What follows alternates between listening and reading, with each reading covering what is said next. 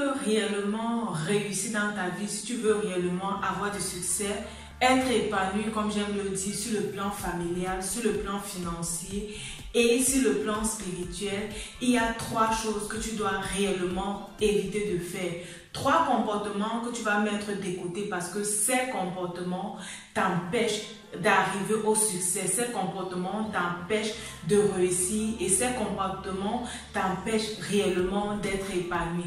Je parle dans cette vidéo de ces 3 comportements que tu dois mettre de côté. Tu vas en savoir plus, alors reste scotché.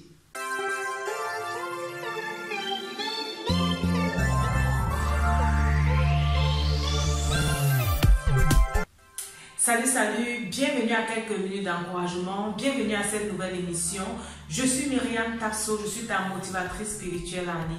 Sur cette chaîne, je partage avec toi les trucs et les astuces qui vont te permettre de vivre une vie épanouie, qui vont réellement te permettre d'être épanoui sur le plan spirituel, sur le plan financier et sur le plan familial.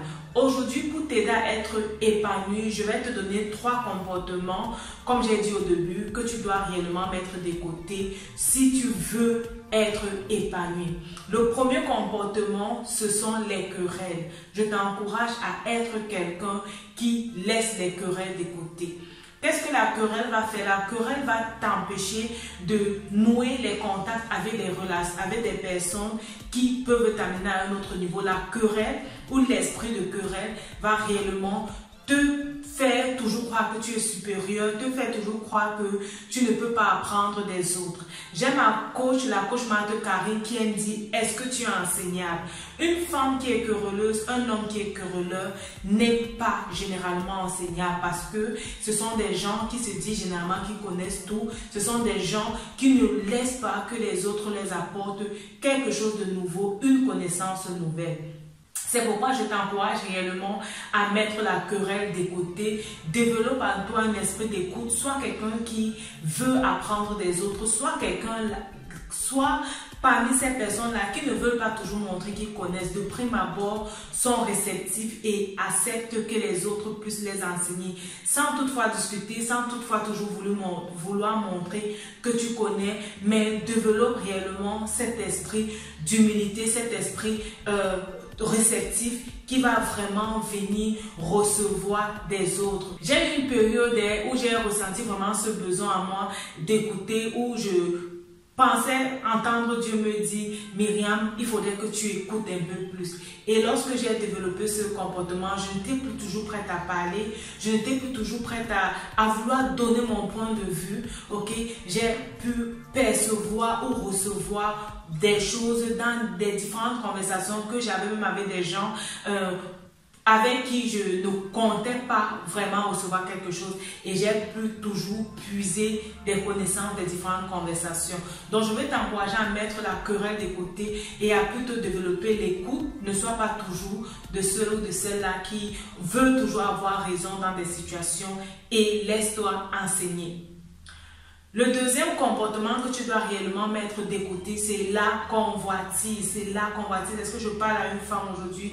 Je t'encourage à mettre la convoitise de côté. Qu'est-ce que la convoitise va venir te faire faire? La convoitise va t'amener à vivre au-dessus de tes moyens. La convoitise va t'amener à vouloir être comme les autres, ok? Tu perds un peu de toi à vouloir ressembler aux autres. Tu peux admirer quelqu'un, admirer son comportement, admirer sa façon de faire, mais ne pas vouloir être cette personne-là. La convoitise va t'amener à te déprécier toi-même et à toujours apprécier les autres, à toujours placer les autres au-dessus de toi-même et à toujours te dire que tu ne peux rien, tu ne veux rien. Tu te rappelles de cette vidéo où je t'ai dit: ne dis pas que je ne peux pas. En fait, la convoitise va te donner l'impression que tu ne peux pas et que les autres sont meilleurs. Je t'encourage à mettre la convoitise de côté. Apprécie ce que Dieu fait dans la vie de d'autres personnes. Apprécie ce que Dieu fait dans la vie de d'autres femmes. Mais ne les convoite pas. Ne les convoite pas. Cherche en toi les capacités que Dieu a mis en toi, que tu peux développer. Et pour être vraiment la meilleure version de toi, tu dois être la meilleure version de toi. Et pour être la meilleure version de toi, effectivement, tu dois laisser la convoitise de côté et travailler sur toi-même, travailler sur tes compétences, travailler sur tes potentialités, travailler sur tes atouts et les mettre devant. Donc, je t'encourage comme ça à mettre la convoitise de côté, vis avec les moyens que tu as et aspire à avoir plus. Ok, je t'ai parlé de querelles, je t'ai parlé de la convoitise. Et la troisième chose réellement que je voudrais aujourd'hui que tu mettes de côté, c'est le commérage. À cause du commérage, certaines femmes ont détruit leur foyer. À cause du commérage, certaines personnes ont amené réellement le feu dans leur maison. Quand tu commences à faire du commérage, tu vas te dire que tu parles seulement des autres, ok?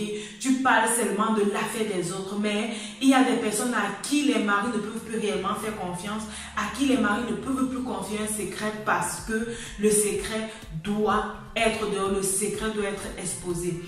Arrête le commérage. Le commérage t'empêche réellement, même pour ta propre vie, de bâtir un projet jusqu'à ce que ce projet soit à maturité. Lorsqu'un projet réussit, ou alors lorsqu'un projet doit réussir, ce n'est pas en allant parler aux autres que ça accélère le processus, ok?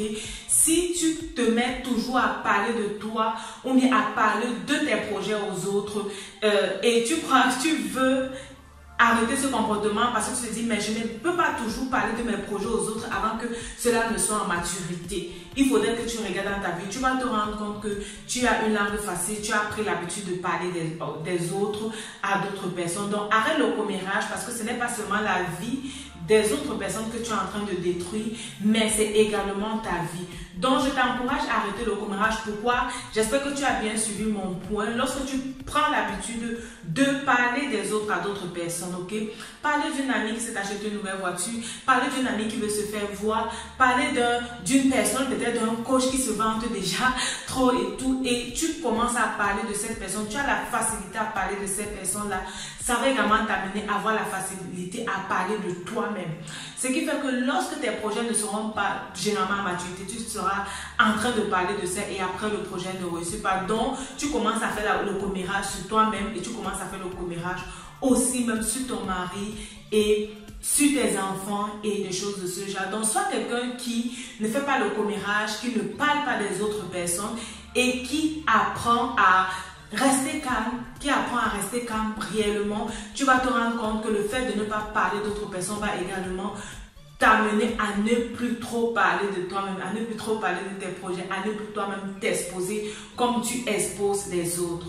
J'espère que cette capsule t'a plu. Je t'ai donné 3 comportements que tu dois réellement mettre de côté si tu veux vivre cette vie épanouie sur le plan spirituel, sur le plan financier et sur le plan familial. Et il s'agit réellement d'arrêter les querelles, il s'agit d'arrêter les convoitises et il s'agit d'arrêter le commérage. Mets ces 3 choses de côté et tu vas voir comment ta vie va aller à un autre niveau. Rappelle-toi, ta vie c'est un don de Dieu et la façon dont tu la vis c'est un don que tu fais à Dieu. Que Dieu te bénisse et n'oublie pas de t'abonner si ce n'est pas encore fait. À la prochaine. Bye bye.